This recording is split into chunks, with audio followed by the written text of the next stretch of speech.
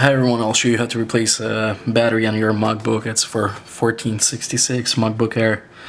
So you will need to remove this back cover. There's 10 screws, there's 4 on the top and there's 2 on the sides, and there's 4 on the bottom.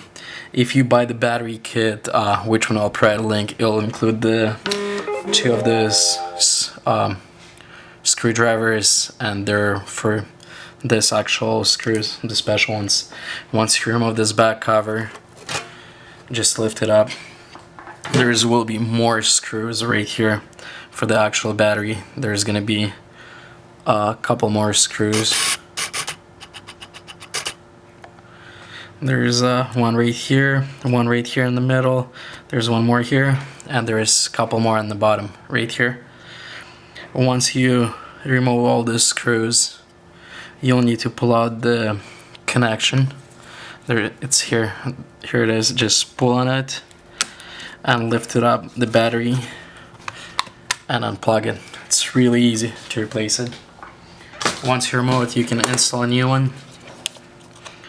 They're pretty cheap and easy to install. Same way, just plug it back in.